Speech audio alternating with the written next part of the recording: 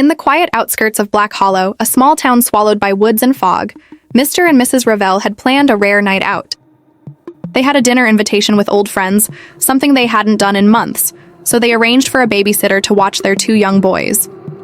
The sitter, Marin, was supposed to arrive before they left. But time passed and the Ravels grew anxious. They were already dressed, coats on, lights off except for the one by the front door. Just when Mrs. Ravel began to say they should call and check, the doorbell echoed through the house, an abrupt metallic ring that sounded louder than it should. Marin stepped inside with an apologetic smile. The Ravels gave hurried instructions: feed the boys, get them in bed early, snacks in the fridge, storybooks on the shelf, and if anything went wrong, call immediately. Then, with quick goodbyes, they slipped out into the night. The house fell quiet. Marin did everything she was supposed to. The boys ate, giggled, argued, yawned, and finally went to sleep without much trouble. After closing their bedroom door, she padded downstairs and settled into the sitting room. The house was older than she expected.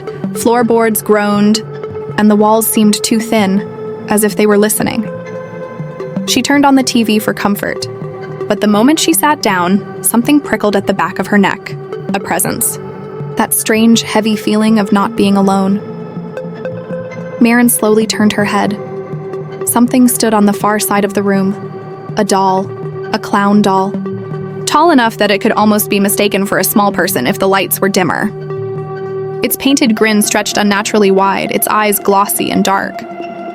It hadn't been there when she walked in. At least, she didn't think it was. She forced a nervous laugh. "It's just a decoration," she whispered to herself. Though the Ravels hadn't struck her as the kind of people who displayed horrifying circus dolls. Trying to ignore it, Marin turned back to the TV. But the longer she sat, the more she felt something boring into her, like invisible eyes burning holes into her back. She kept glancing over her shoulder. Each time, the clown seemed to be pointed more toward her, its head tilted just a little different. She told herself she was imagining it. She had watched too many horror movies. Babysitting made her jumpy. But the unease only worsened, growing heavier, thicker, until it felt like the air itself was pressing down on her. Then she heard it. Breathing. Slow. Heavy. Wet. At first, she thought it was part of the TV show. She muted the sound, her finger trembling, and the room went dead silent. The breathing stopped instantly. She held her own breath, waiting. Nothing. After a few long moments, she forced herself to unmute the TV. The sound returned, but the tension did not fade. She could still feel the clown doll's stare. She could feel its painted grin curled just a little wider now, even without looking. Finally, her nerves snapped. She rose from the couch and, without letting herself think too much, marched across the room, grabbed the clown doll by the stiff fabric of its costume, and dragged it into the small guest room down the hall. The thing felt heavier than a doll should, almost like it resisted being moved, but she pushed it through the doorway and shut the door fast. When she returned to the sitting room, she felt lighter. The air no longer pressed on her. Her shoulders relaxed and she actually laughed at herself.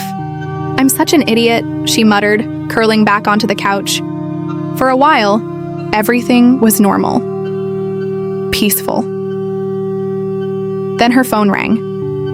Mrs. Ravel's voice crackled through the speaker, cheerful and loud in the quiet room. She asked how the children were, whether they'd eaten, whether they'd gone to bed on time. Marin answered every question with relief. Everything was fine. More than fine. Just as Mrs. Ravel was about to hang up, Marin hesitated. "Actually, I should tell you something," she said, embarrassed.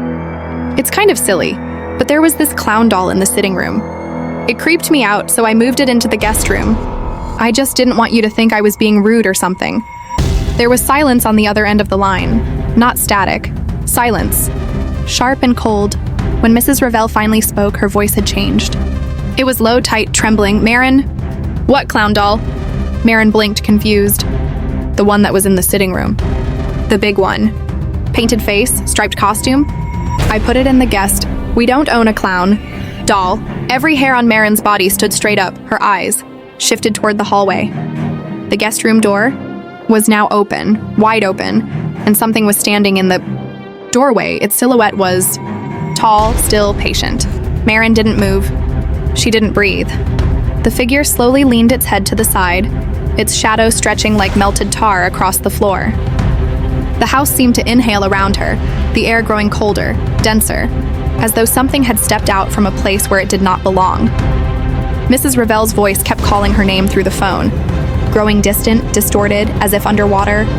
But Marin couldn't answer, because the figure in the doorway was no longer a doll.